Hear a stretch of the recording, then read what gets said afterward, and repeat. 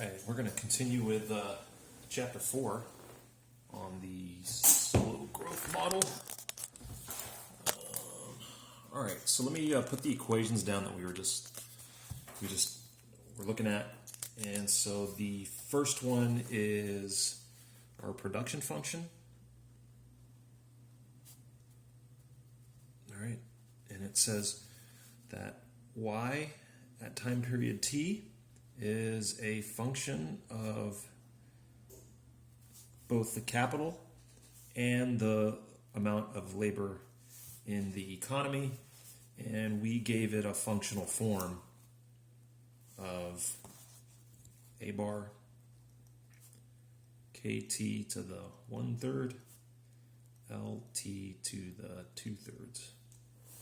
Okay. All right, so that was one piece, is the production function. The other piece is the resource constraint.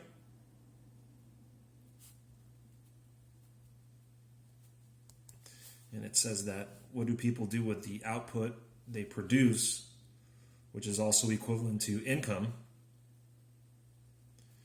is that they consume some of it, and then whatever's left over is what's invested. Whoops. IT. Okay. And then we had some law of motion for capital.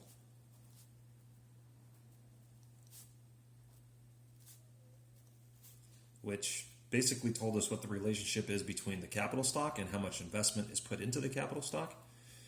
And it was that the capital level in the future, or the next period, was equal to whatever it is today, plus the new stuff that's installed through investment, minus the stuff that gets worn out, depreciation. And then we had the labor force was just a constant. It was just LT is equal to L bar. L bar is just some parameter. It could be equal to 1, for example. It could be 5, whatever. And we had investment equation. And it was that IT, or investment, is a constant proportion of income, YT. And S bar is the savings rate. It's between 0 and 1 is the savings rate. And it just tells you what proportion of income people sell. Sometimes, if you live by a rule that says 25% of your paycheck you're always going to put in the bank, and 75% is what you're going to spend, then your S bar is 0.25 or 25%, right? So, and then what's left over, consumption, it's just CT is equal to whatever's left over from your income, which is just 1 minus S bar times YT. Okay.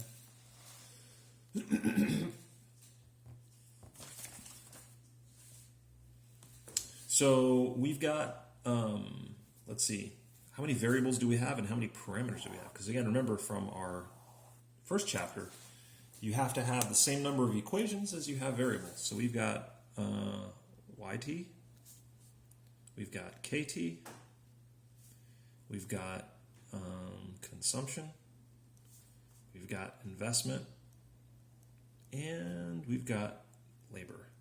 Those are our 5 variables. And do we have 5 equations? We've got production function, resource constraint, law of motion for capital, labor, investment, and consumption. So, in a way, we've got like 6 of these, but we can combine them together. We don't need all these equations. One of them is a little bit redundant, and that would be this equation here. These two. It's if I gave you the reason why these are all redundant here is that if I gave you these two, we don't need this third one. So if you've got YT is equal to CT plus IT, and we've got IT is equal to S bar times YT, then we don't need any other equations to solve for C, I, and, C and I. We don't need a separate consumption equation for C, okay? Because just by putting these two together and looking at it, I can say, well, if I combine these two together, I get that YT is equal to CT plus S bar YT.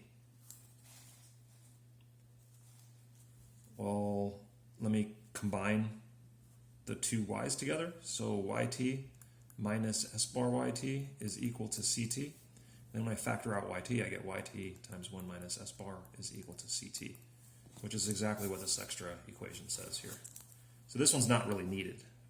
All we need are these two. Okay.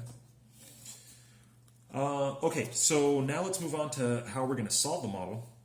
All right. So we've got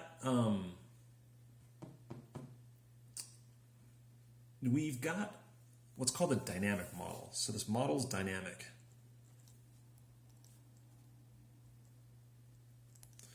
And what that tells us is that we can't really solve for the variables as functions of parameters. So we can't solve for the variables as functions of the parameters.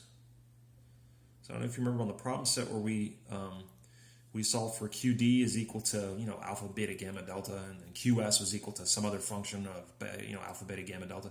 So that equation, those equations, we solved them out for their values as functions of parameters. So if I gave you the parameter values, you could tell me exactly what those variables are. We can't really do that here because this is a dynamic model. Okay, that KT plus 1 term really sort of screws things up mathematically.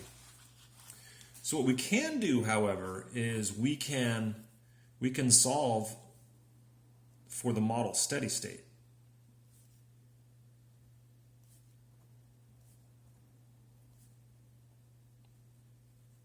And what's a steady state? So a steady state is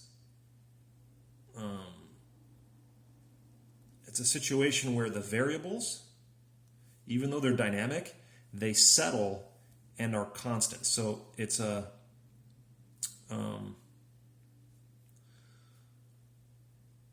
when a dynamic model, quote unquote, settles on its equilibrium,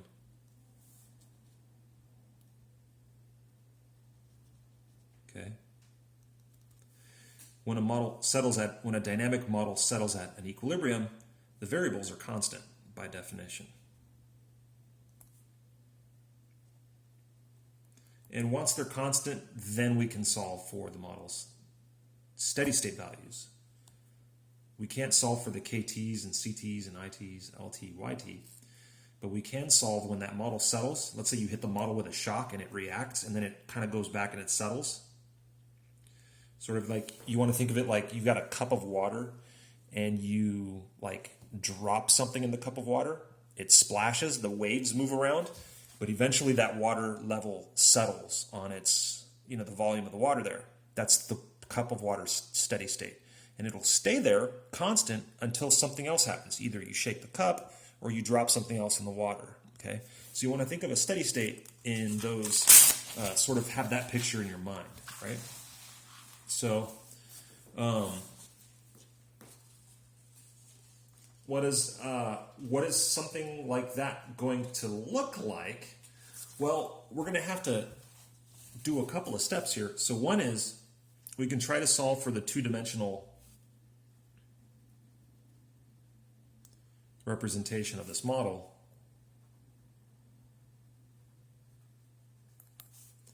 And then that should hopefully help us out. So how about we solve for steady state values of K and Y? Okay. So we want to figure out, can we do that? And the way we're going to set and indicate that these are steady state values is we're going to say that we're going to start with a KT, and when it settles, it goes to something called K star. And when YT settles, it goes to a Y star. Okay? So let's try to draw a picture here. All right, so first let's start with this equation. KT plus 1 is equal to KT plus IT minus D bar KT. And let's go ahead and also put in this one. IT is equal to S bar times YT. And YT is our production function, A bar KT to the 1/3, LT to the 2/3. Okay. So let's start there. And we can, let's see, what can we combine here? Well, let me look at my notes. So if we combine, let's say we eliminate IT, so we combine those two equations together, what we get is KT plus 1 is equal to KT minus D bar KT plus S bar times YT. Okay, so if we just combine those two together there, and then we can subtract KT from both sides, so we can get KT plus 1 minus KT is equal to S bar YT minus D bar KT. And this is just our delta KT plus 1, or a change in the capital stock. S bar YT minus D bar KT. And we can also take this LT and eliminate that from our production function, okay?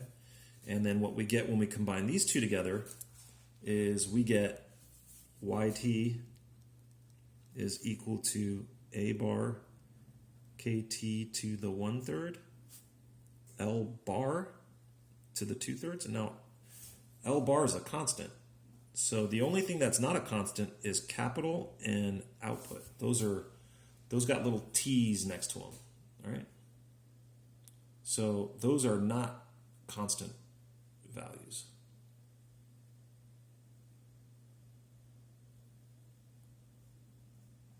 Trying to get that camera to focus, but it's a little hard. Keep focusing. No? Maybe if I pull it out a little bit. There we go. Okay, so let's see if we can actually combine these two now. So we've got here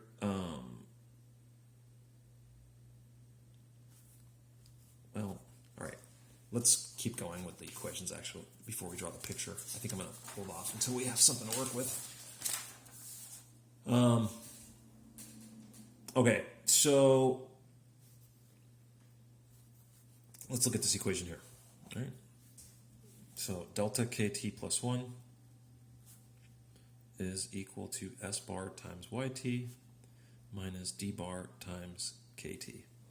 Okay? And so what we've got then is we've got a couple of equations here that give us delta KT plus 1. Okay? So if S bar times YT is greater than D bar times KT, so if investment is greater than depreciation, or if whatever income we reinvest in the capital stock is greater than the number of units of the capital stock that are being worn out, then that gives us a change in the capital stock which is greater than 0. So the capital stock grows.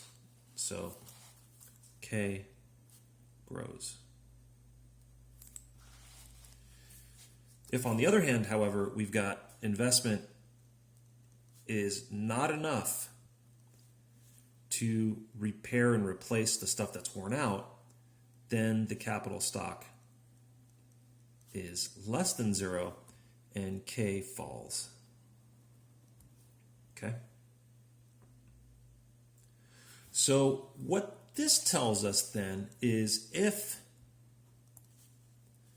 we invest exactly the amount of income into the economy equal to the capital stock that's worn out. So if we invest exactly the amount in the capital stock that's being worn out, then there's no change in the capital stock, and K is constant. Okay? So that is what we want. We want to find out what this K star looks like. And that's kind of the name of the game here. Okay?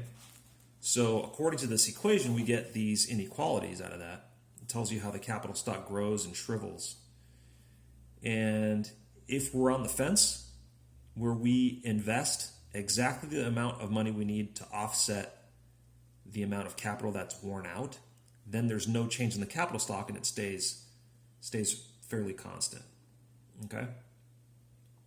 So what does a picture like this look like? Well, let's draw a picture with,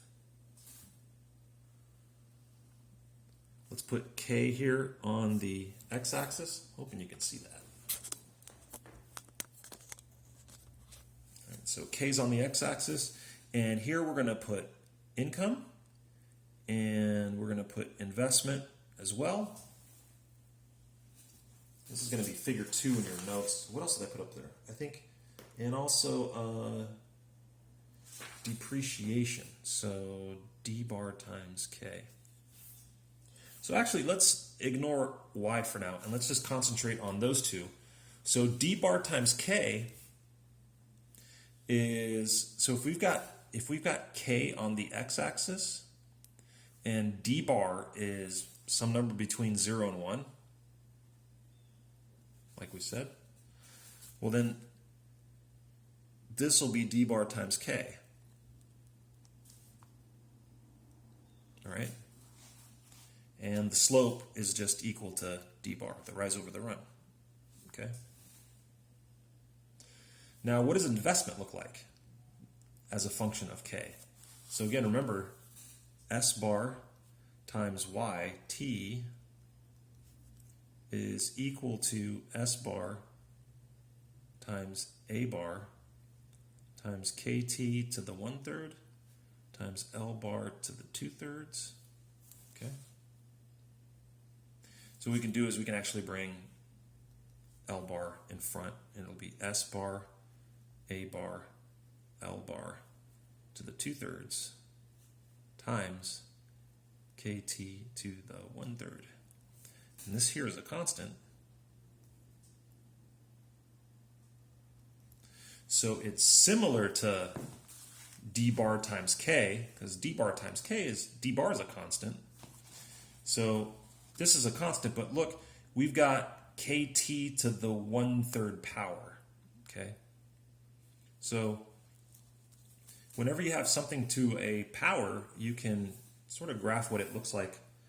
So let's take a look at KT to the 1/3 times some constant. Okay. So we want to know, does this thing grow as a function of K, or does it shrink as a function of K? So what we can do is take the derivative.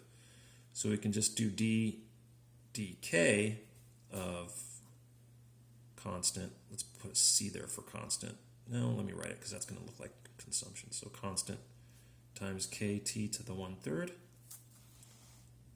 That is equal to 1/3 times the constant times KT to the -2/3. So how did I do that? Well, use the power rule. You bring 1/3 down, and then you subtract 1 from there. Right? So this is the same thing as, let me rewrite this as constant over 3 times kt to the 2/3. Okay? So is this positive or negative? Well, there aren't any negative numbers here. So this is actually positive. So what it tells you is that this value, this s times y, increases when k increases. Why? Because we just took the derivative and it's positive.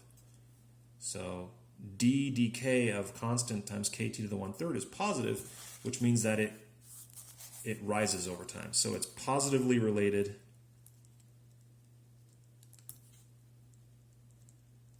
to k. Right? So it's not going to do something like fall over time. It should grow over time. So, okay. Now, does it grow like this, or does it grow like that? Is it concave or convex? And so the way we could solve that problem is by going, okay, is the second derivative positive or negative? So let's look at this here. Let me get a fresh sheet of paper to do that on. So the first derivative tells us, is it sloped upwards or sloped downwards? So first derivative gives us the slope, and second gives us the concavity. So if we've got so this is the first derivative, is 1/3 constant times k t to the negative 2/3.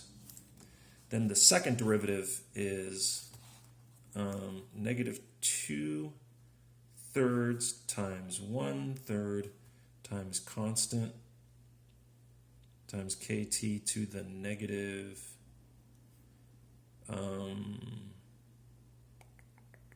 negative 4/3, is it? Or negative 5/3? So negative 2/3 minus 1 is the same, so it's negative 5/3. Okay. So this is a positive number, but this is a negative number, which means that the whole thing is negative. So the second derivative is negative.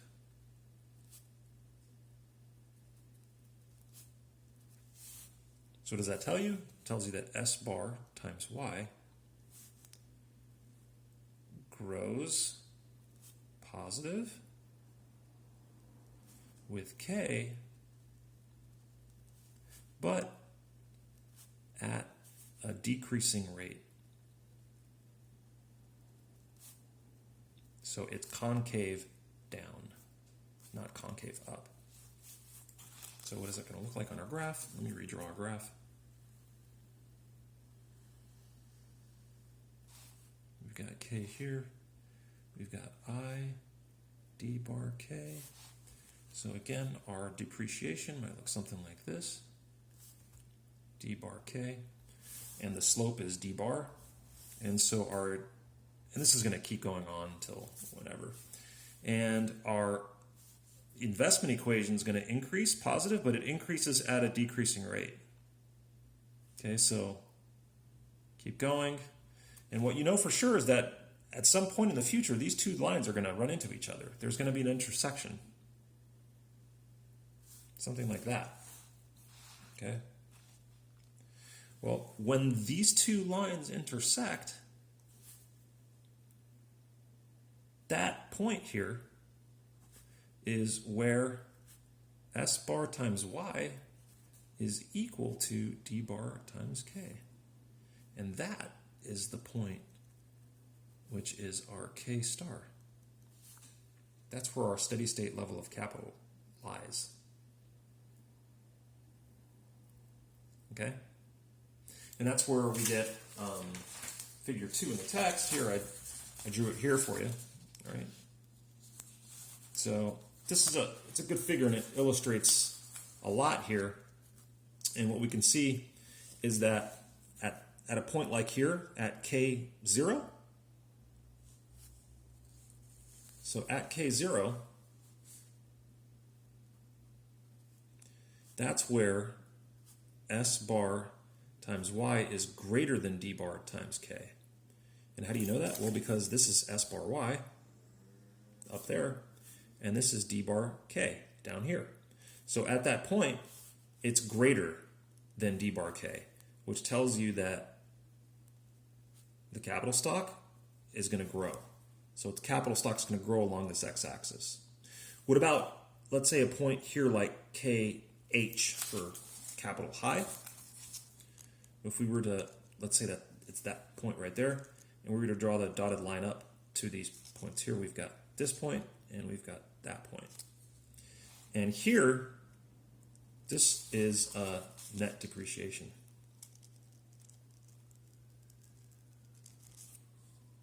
And at K high, that we know that S bar times Y is less than D bar times K. And that tells you that delta KT plus 1 is less than 0, or capital is going to shrink. So from here, if we start here, it's going to move to the left. And only at this point here, K star, you can see there, is where these two lines intersect with each other. And at that point, S bar times Y is equal to D bar times K. Right? Okay, so hopefully that makes sense to you all. And so we solved this graphically. So this is the graphic solution to steady state capital. And what we want to do now is next is we want to solve for K star analytically. And that means we need K star as a function of parameters. And we can do it. And we will do it in our next video.